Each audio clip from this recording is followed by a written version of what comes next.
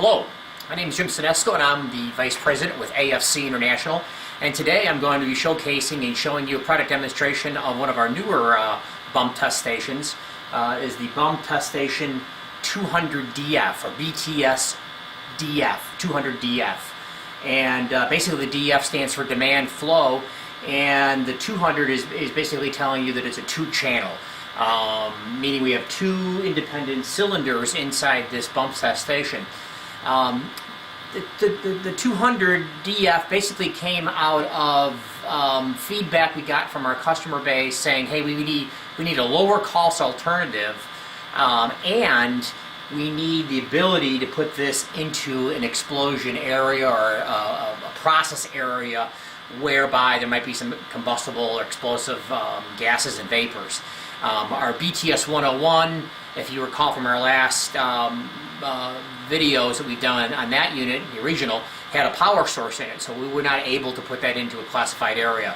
But the BTS200DF can actually be put right in the actual process area. It could go right into for example, right into a refinery, and could be put in that area for anybody easy access to do bump testing quickly, easily, and efficiently, and safely. So that's always been our mantra here at AFC: do something simple and easy and efficiently, and that's what we have here with the BTS200DF.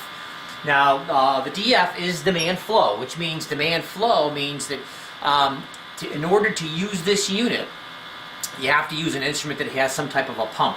I have a Ray Systems MultiRay here. It has an internal pump.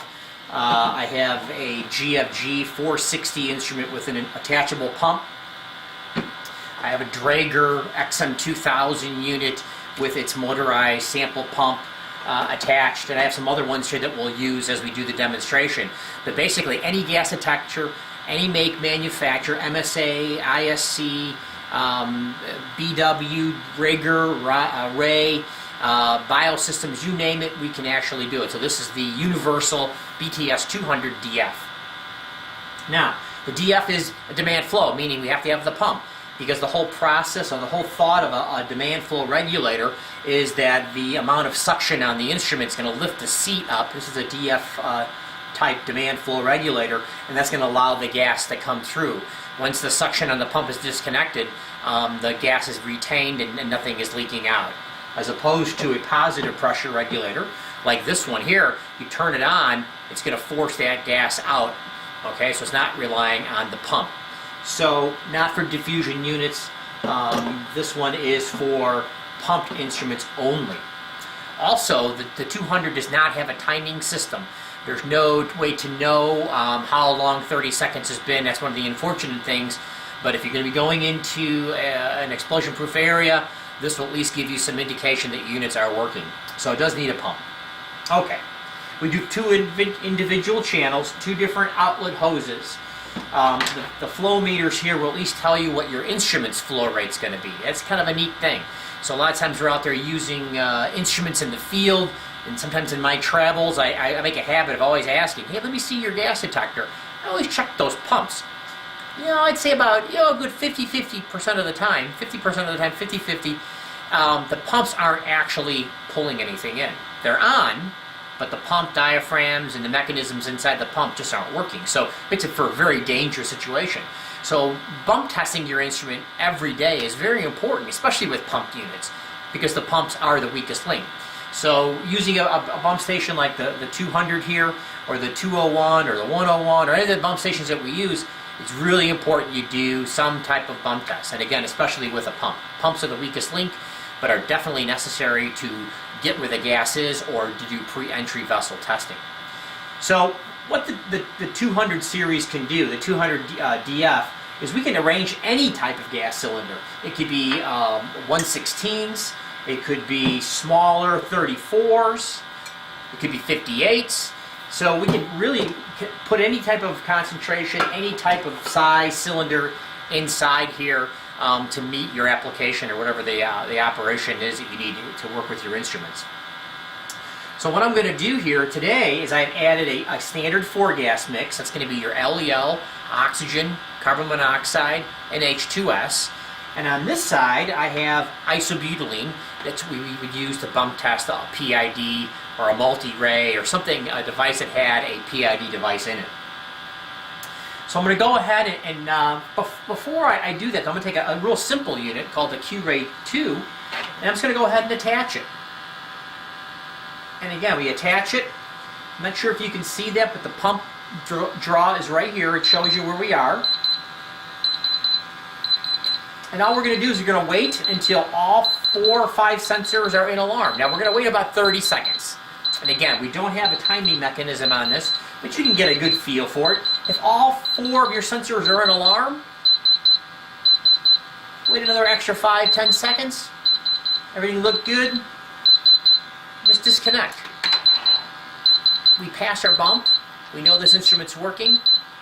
The gas cannot escape out of here, and it's controlled. Very simple, easy way. It does require us to look at the screen and go, oh yeah, everything is fine or everything isn't fine. But that's the important thing of taking ownership and doing bumps. Knowing what you have and how the instrument works and understanding the process here. So for basic 4-gas, the 200 does work, but it does have this other option. So I'm going to grab another meter. This is Array Systems MultiRay. And this MultiRay has, we have a PID for VOCs, photoionization detector. We have an LEL and a CO. So it's a 3-gas meter for a very special process. But in this case, I'm just going to go ahead and hook up to the isobutylene side. And again, I can see my flow went up above the minimum flow rate. The instrument PID is reading 78, 84, 90, because I have 100 ppm isobutylene in here. I am in alarm. Now with PIDs, they're very fast detectors, so between 10 and 20 seconds will be pretty much what we need to know. Right there, dead on. I'm going to disconnect. That is a pass. And again, as soon as the instrument is disconnected, the gas is not going to go anywhere. Those demand flows are keeping the gas cylinders full and not allowing it to leak.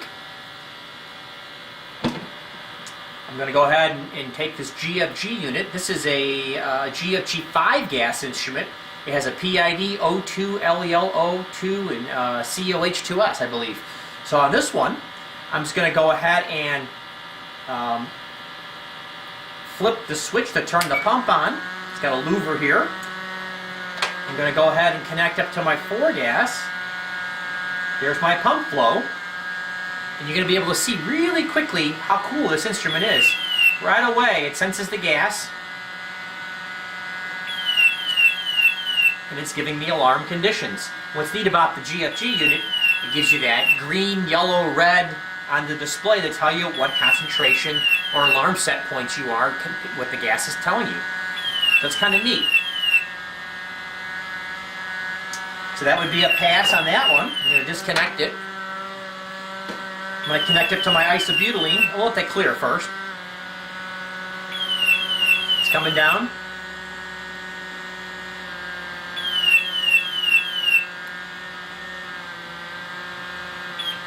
Okay.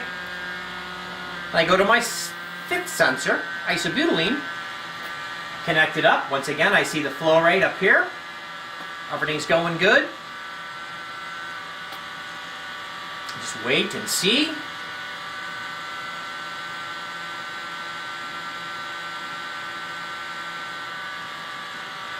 And in this case, we may have found a bad PID. Maybe we have.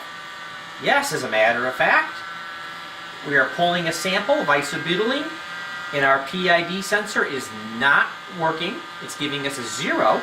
So basically, what I did was I made this fail to indicate that, hey, it didn't go off. So therefore, I needed to take some maintenance and check that unit out. Let me grab another one. Here's a Draeger XM2000. It's a 4-gas meter, LEL O2CO. I'm going to use this side. I'm going to attach the adapter and the pump. Again, this is a sample draw pump for Draeger. You can see the flow rate here. And right away I'm getting readings, getting alarm conditions.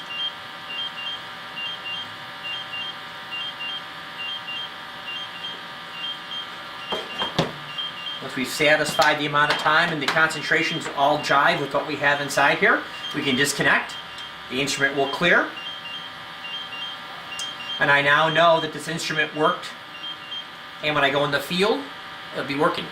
So the BTS200DF, very much more simpler design, can only be used, has no timing, has to be used with pumped instruments, sample draw instruments, but can go into classified explosion-proof intrinsic areas.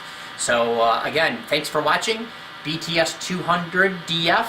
Take a look at our website, www.afcintl.com, or give us a call at 800-952-3293. And again, thank you for watching and be safe.